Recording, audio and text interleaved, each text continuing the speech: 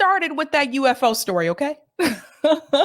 Let's go ahead and dive right in there because I never get to talk about UFOs on this show. I never get to talk about aliens, and I've wanted to talk about it for such a time.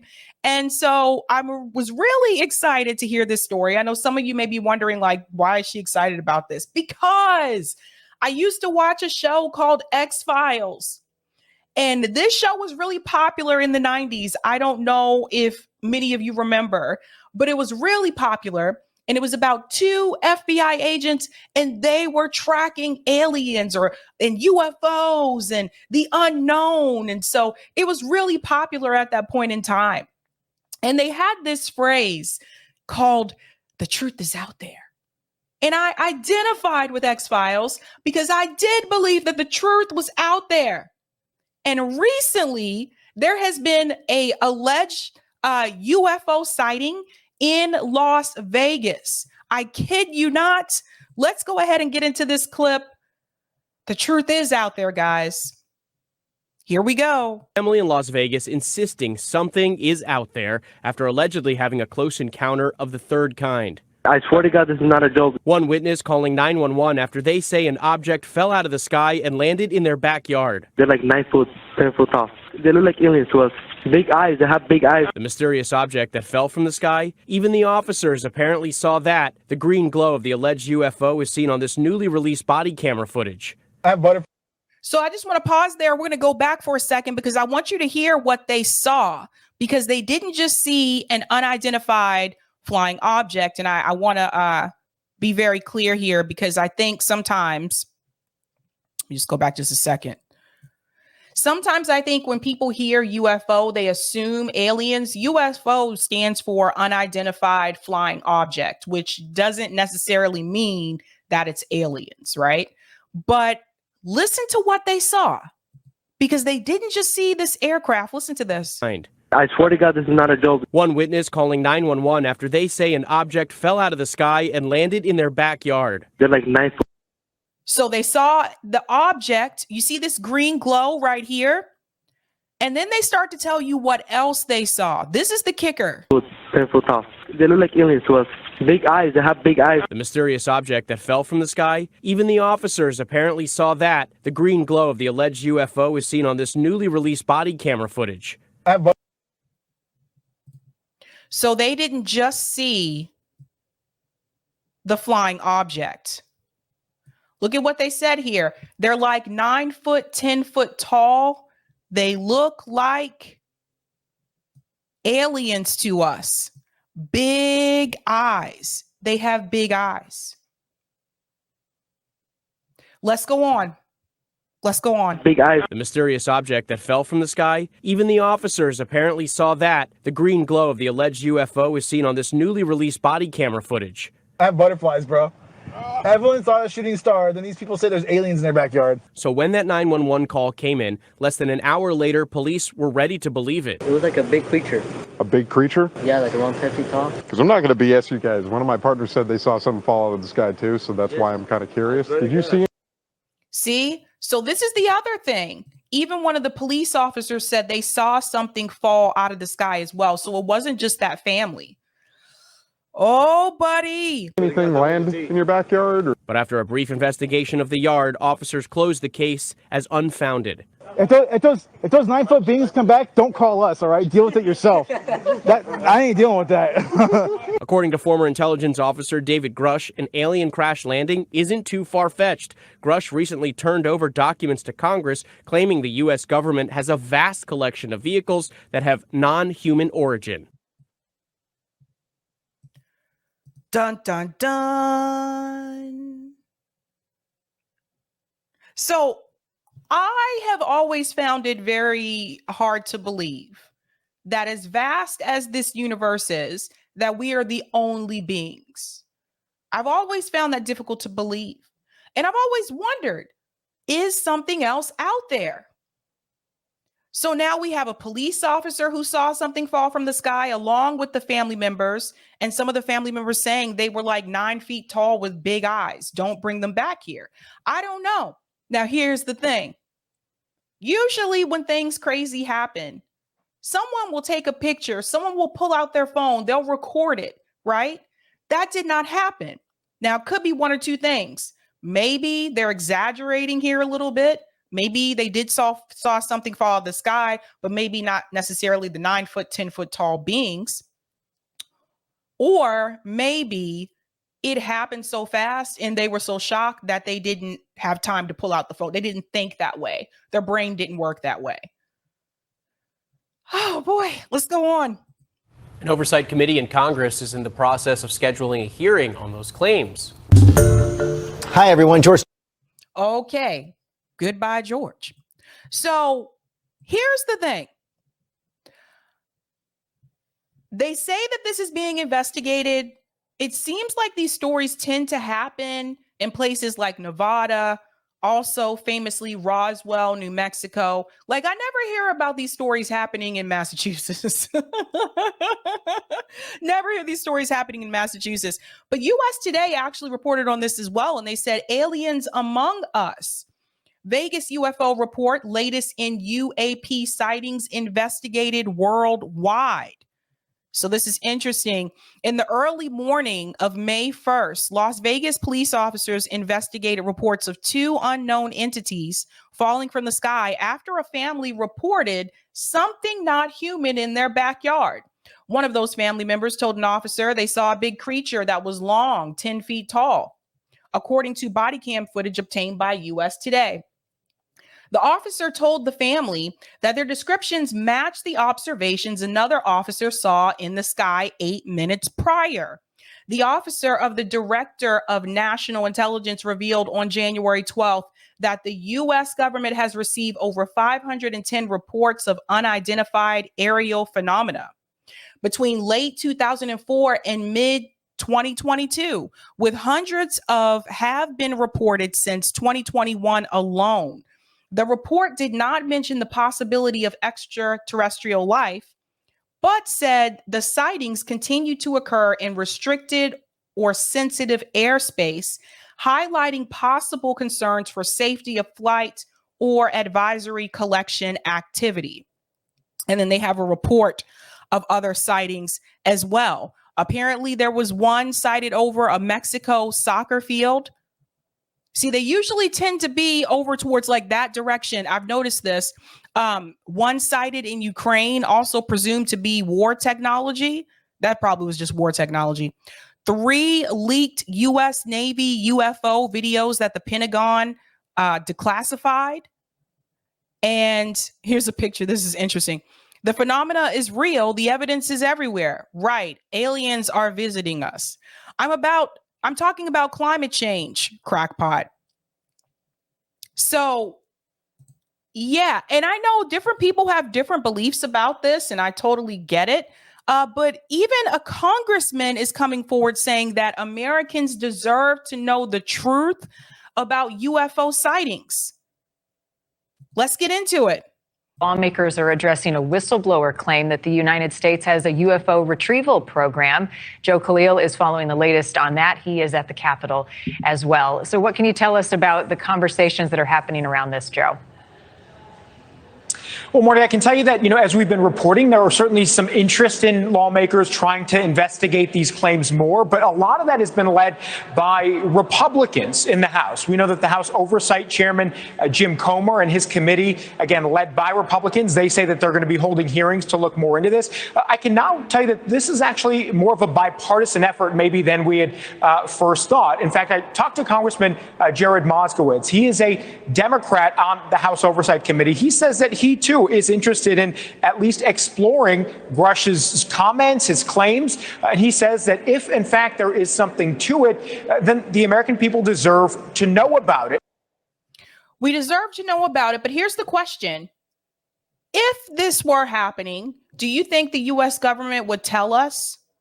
Do you think that they would notify the American people, or would they keep this a secret, top secret, so to speak, unless something happened that endangered us? I don't know if I trust our government to reveal this information to us.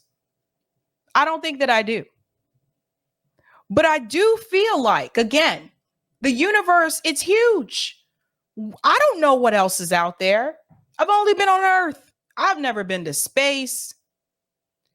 So we really don't know. Now, I know a lot of people will see this and they'll say, oh, come on, Sabby. Like, seriously, there's no way. It's just human beings. How do we know? How do we know? If you think back in history, before Europeans started to travel outside of their continent, did they know that there were other people that did not look like them? They didn't know until they got there, until they traveled, until they ventured out. And then they started to see different people. Did they know that there were other animals that were out there that were not apparently on their continent? You don't know until you venture out and travel. At one point in time, they used to think that the earth was flat. They had to actually travel to realize that they would not fall off the earth if they traveled by sea. Let's go on. So this isn't just a one-sided issue. There's going to be larger interest in pursuing what is actually happening, according to Grush. And Moskowitz also weighed in on his view of Grush's credibility as well. He's a whistleblower, so obviously he has certain protections.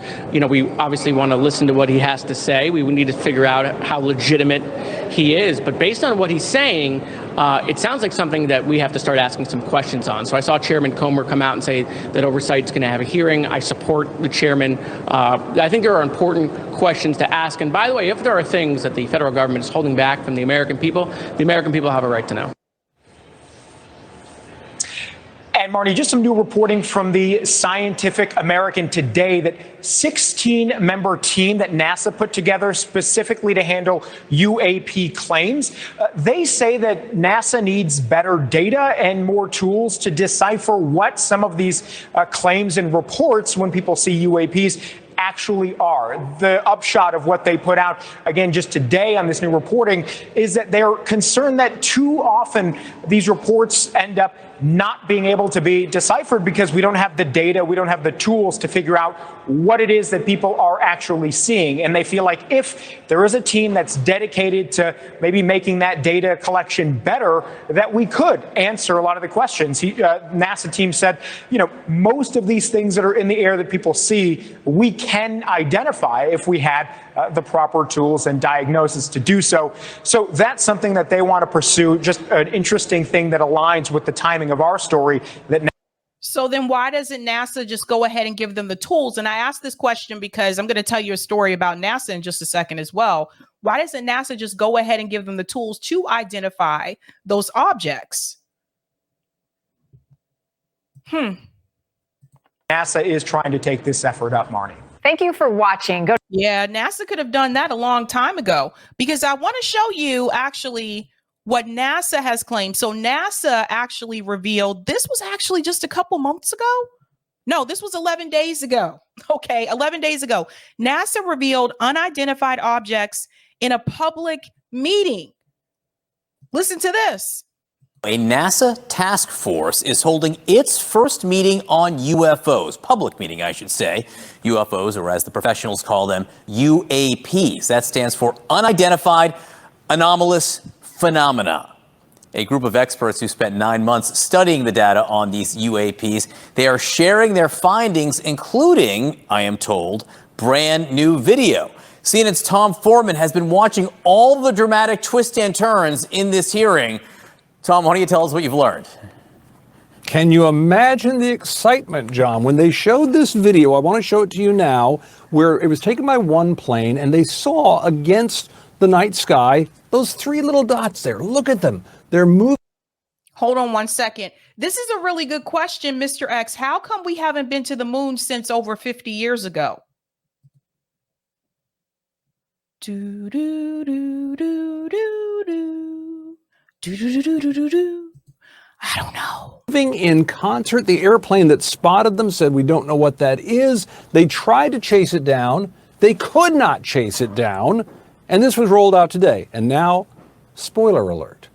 The NASA scientists studied this, and eventually they said, when you put all the evidence together, what this was 3 commercial aircraft in a typical flight corridor. The reason they couldn't chase them down is because they're much further away than they thought. And they were simply lit up that way. The movement that you see there, that's the plane taking the pictures over that distance. That's why it looks like they're moving back and forth. So their point is to say there's a lot of stuff out there which actually can be explained if you can get enough information. They did say there are some typical reported characteristics of UAPs when you look at all of these out there. And this was sort of interesting. And this is reported. This is what people say they saw. They typically say they are round and small. They tend to be white, silver, or translucent. They tend to be somewhere between 10 and 30,000 feet in the air, either stationary or up to Mach 2 or twice the speed of sound, and no thermal exhaust. But here's the problem with all of that, John. The problem with that is largely anecdotal. That's just people saying that's what they saw, or it's being measured with all sorts of crazy different instruments out there. And that's the thing too, is like, if you don't have video footage of any of this, even if you take a picture, you can question pictures. I mean, with all of the tools that we have for like Photoshop today, all the different applications, like who's to say that picture is real and you didn't Photoshop that image in there? That's the problem. So unless you have some video footage from me, it's kind of hard to, you can actually do things with video too, but it's hard if you just say, hey, I saw this, and you don't have any evidence to show that you saw it. What's important, there are a lot of these reports. Listen to what was said at this conference about the sheer volume of these reports that are coming in. At the time of my open hearing, we were at 650 cases-ish. We roughly get, I mean, you can do the math, it depends, anywhere from 50 to 100-ish new reports a month. Now, the reason we had such a big jump recently is because I got FAA's data integrated in finally, and so we ended up with like 100 and some odd new cases. The numbers I would say that we see are possibly really anomalous are less than single-digit percentages of those. So apparently NASA thought this was important enough for them to have a meeting about it, like a serious meeting about it, because of all the reports that they're getting. That doesn't mean that all of these reports are true. I can pretty much guarantee, or not guarantee, but I can pretty much imagine that most of them are probably not what they think they are. They're probably not aliens or something like that. But that being said, what are people seeing? What are people thinking that they're seeing? So, John, the real issue here that NASA is saying is what we really need is a plan going forward, a way to systematically take that tremendous amount of information, all those videos, all those reports, all those claims, and somehow subject them to the kind of scientific rigor that NASA is known for. And maybe a lot of this will become explained. But through all of this, again, nobody is yet saying at the government level that they think any of this is from outer space. Maybe advanced weapon systems, maybe new communications or travel systems. Some of it may just be mysteries, but they don't think it's aliens. So there you go. So there is their take on that. Now, where did this all begin? I don't know if everyone in the chat is old enough to know about this or has studied this, but I used to watch a show on TV when I was younger. It was called Roswell, and it was based in Roswell, New Mexico. And guess what it was about? It was about unidentified flying objects. It was about aliens, like the unknown, that type of thing. Well, that's pretty much where this all starts, is Roswell, New Mexico. So to take you back, to give you an idea, like, where did this all begin? Roswell, New Mexico, UFO crash site, UFO museum. If you are going on a vacation, or someone is touring Roswell, New Mexico, they're most likely going there to see the UFO museum, those types of things. There's not much in Roswell, New Mexico. I'm just keeping it real. But if we go on here, it's the Roswell UFO incident. Now, this is what I want to highlight here for those who may not be aware. One morning around Independence Day in 1947, about 75 miles from the town of Roswell, New Mexico, a rancher named Mac Brazel found something unusual in his sheep pasture: a mess of metallic sticks held together with tape. chunks of plastic and foil reflectors, and scrapes of heavy, glossy paper-like material. Unable to identify the strange objects, Brazel called Roswell's sheriff. The sheriff, in turn, called officials at the near Roswell Army Air Force Base. Soldiers fanned out across Brazel's field, gathering the mysterious debris and whisking it away in armored trucks. So, obviously, this was something that the U.S. military felt they needed to go further into. It goes on to say, on July 8th, RAAF captures flying saucer on ranch in Roswell region was the top story in the Roswell Daily Record. But was it true? On July 9th, an Air Force official clarified the paper's reports. The alleged flying saucer, he said, was only a crashed weather balloon. However, to anyone who had seen the debris or the newspaper photographs of it, it was clear that whatever this thing was, it was no weather balloon. Some people believed and still believe that the crashed vehicle had not come from Earth at all. They argued that the debris in Brazel's field must have come from an alien spaceship. So this is how it all started, at least in the United States. It goes back to Roswell, New Mexico in 1947. And there were more. I mean, this goes on. Dummy drops in UFOs. The skeptics grew more numerous during the 1950s when the Air Force conducted a series of secret dummy drops over air bases, test ranges, and unoccupied fields across New Mexico. These experiments meant to test ways for pilots to survive falls from high altitudes. Scent bandage, fearless dummies with latex skin, and aluminum bones, dummies that looked an awful lot like space aliens were supposed to fall from the sky onto the ground, whereupon military vehicles would descend on the landing site to retrieve the bodies as quickly as possible. To people who believed the government was covering up the truth about the Roswell landing, these dummy drops seemed just as suspicious. They were convinced that the dummies were actually extraterrestrial creatures who were being kidnapped and experimented on by government scientists. And then it goes into Roswell and the mysterious Project Mogul. And I don't have time to go into all of this, but this continued like throughout the years. Roswell, New Mexico, people would say they saw things. They were like, I saw a UFO or I saw an alien, this kind of thing. But it all stems from that incident in 1947. But what do you think? Is the truth out there? The world may never know. I'll take that comment on Rockfin, Eric.